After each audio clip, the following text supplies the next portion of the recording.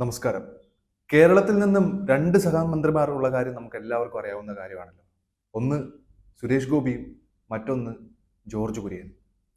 എന്നിട്ട് ഇവരെ കൊണ്ട് എന്തെങ്കിലും ഗുണമുണ്ടോ? ഒരു ഗുണവുമില്ല. ഒരാൾ മരിച്ചു.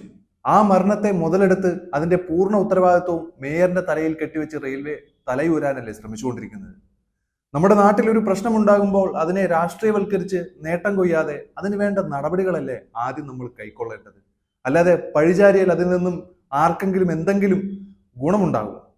ആമയഴഞ്ചൻ തോടിലെ മാലിന്യം നീക്കേണ്ടത് റെയിൽവേ ആണെന്നുള്ളത് ഹൈക്കോടതി പോലും പറഞ്ഞ ഒരു കാര്യമാണ്. പലരും റെയിൽവേയെ വെള്ളപൂശി കാണിക്കാനാണ് പല വസ്തുതകളും മറച്ചു പിടിക്കുന്നത്. തോട് ശുചീകരിക്കാൻ കോർപ്പറേഷൻ മുൻകൈയെടുത്ത് ഇറങ്ങിയപ്പോൾ റെയിൽവേ കോർപ്പറേഷനെ വിരട്ടി ഓടിക്കുന്ന സമീപനമാണ് ഉണ്ടായത്. മാലിന്യ ഉൽപാദകരുടെ കൂട്ടത്തിലാണ് റെയിൽവേ, ബൾക്ക് വേസ്റ്റ് ജനറേറ്ററാണ് എന്ന് ഹൈക്കോടതി പറഞ്ഞിട്ടുണ്ട്. മാത്രമല്ല, ഹൈക്കോടതി വലിയ വിമർശനവും റെയിൽവേക്കെതിരെ നടത്തുകയുണ്ടായി. കോടതി പറഞ്ഞു, most of the plastic waste that is found through out the length and breadth of the railway tracks appears to be from the trains requiring the railways to be regarded as a bulk waste generator. Under the solid waste management handling rules, the railways have a responsibility to prevent such waste from being deposited on railway sidings and other properties. അതിന് പ്രസക്തമായ ഭാഗം ഞാൻ ചൂണ്ടിക്കാണിച്ചതാണ്. ഇത് കേരള ഹൈക്കോടതി July 6 പറഞ്ഞതാണ്. അപ്പോൾ റെയിൽവേയുടെ തന്നെ 2011 സർക്കുലറുണ്ട്.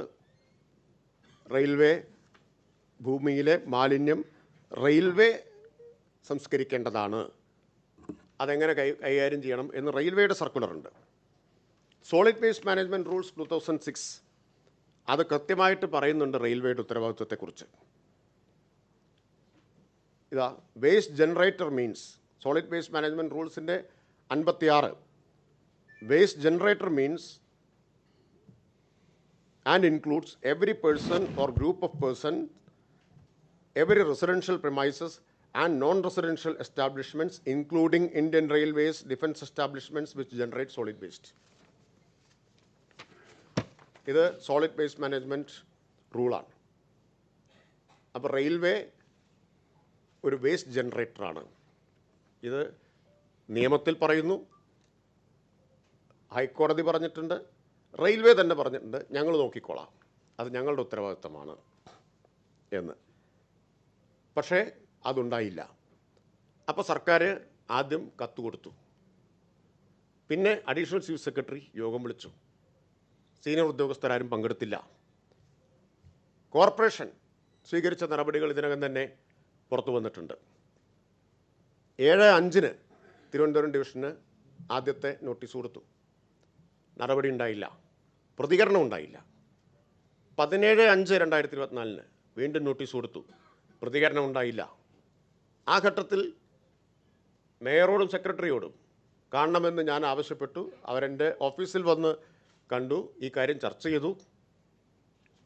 ഞാൻ കൂടി നിർദ്ദേശിച്ചിട്ടാണ് പിന്നീട് പ്രോസിക്യൂഷൻ നടപടികൾ സ്വീകരിക്കുമെന്ന് പറഞ്ഞുകൊണ്ടുള്ള കത്ത് റെയിൽവേക്ക് കൊടുക്കുന്നത്. 19/6 കത്ത് പുറത്തു വന്നിട്ടുണ്ട്. അതിൻ്റെ കോപ്പി ഇവിടെ ഉണ്ട്. വസ്തുത എല്ലാവരും മനസ്സിലാക്കുന്നത് കൊണ്ടാണ്. ഞാനാണ് നിർദ്ദേശിച്ചത്, നിങ്ങൾ സാധാരണ നോട്ടീസ് കൊടുത്താൽ പോരാ, പ്രോസിക്യൂഷൻ നടപടി സ്വീകരിക്കുമെന്നും ഫൈൻ ചുമത്തുമെന്നും പറഞ്ഞുള്ള നോട്ടീസ്, അതിന് സമയം നിശ്ചയിച്ചു കൊടുക്കുക. ഒരാഴ്ചയ്ക്കുള്ളിൽ പ്രശ്നം പരിഹരിച്ചില്ലെങ്കിൽ ഈ നടപടികളിലേക്ക് കിടക്കും.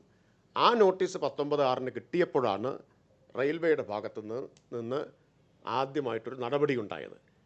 അങ്ങനെയാണ് റെയിൽവേ ഒരു കരാറുകാരനെ ഏൽപ്പിച്ചതും ആ കരാറുകാരൻ 3 തൊഴിലാളികളെ. അത് വേറൊരു പ്രശ്നമാണ്. ഈ കരാറുകാരൻ ഇതിന് എക്സ്പീരിയൻസ് ഉള്ള ആളാണോ, വൈദഗ്ധ്യമുള്ള ആളാണോ, ഇങ്ങനെയാണോ ചെയ്യേണ്ടിയിരുന്നത് തുടങ്ങിയ കാര്യങ്ങൾ അത് വേറെ പരിശോധിക്കപ്പെടേണ്ട കാര്യമാണ്. ആ തൊഴിലാളികൾക്ക് റെയിൽവേ ഏൽപ്പിച്ച കരാറുകാരൻ നിയോഗിച്ച തൊഴിലാളികൾക്ക് സുരക്ഷാ മുൻകരുതലുകൾ ഉണ്ടായിരുന്നു. അത്തരം കാര്യങ്ങളെല്ലാം പരിശോധിക്കപ്പെടേണ്ടതാണ്, അന്വേഷിക്കപ്പെടേണ്ടതുമായിട്ടുള്ള കാര്യങ്ങളാണ്. ഇപ്പം ഇതാണ് വസ്തുത. അപ്പോഴാണ് പ്രതിപക്ഷ നേതാവ് ചോദിക്കുന്നത് യോഗം വിളിക്കണ്ടേ എന്ന്. സർക്കാരിനെ കുറ്റപ്പെടുത്തുന്നതിലാണ് വ്യഗ്രത ഇവർക്കെല്ലാവർക്കും. 2 മുൻ കേന്ദ്രമന്ത്രിമാർ കേരളത്തിൽ ഇപ്പോൾ ഉണ്ടല്ലോ. അവരും റെയിൽവേയുടെ ഭാഗത്തു നിന്നുണ്ടായിട്ടുള്ള ഈ സമീപനത്തെക്കുറിച്ചൊരു അക്ഷരം മിണ്ടുന്നില്ല. ഒരു കേന്ദ്രമന്ത്രിയുടെ പ്രസ്താവന കണ്ടു, അന്വേഷിച്ച് നടപടിയെടുക്കണം. ശരിയാണ്, നടപടി എടുക്കേണ്ടത് ഈ പറഞ്ഞ ഈ വസ്തുതകളുടെ അടിസ്ഥാനത്തിൽ ആർക്കെതിരാണെന്ന് ഇപ്പം ഞാൻ പറയേണ്ട കാര്യമില്ലല്ലോ, ആർക്കെതിരായിട്ടാണെന്ന് പറയേണ്ട കാര്യമില്ലല്ലോ.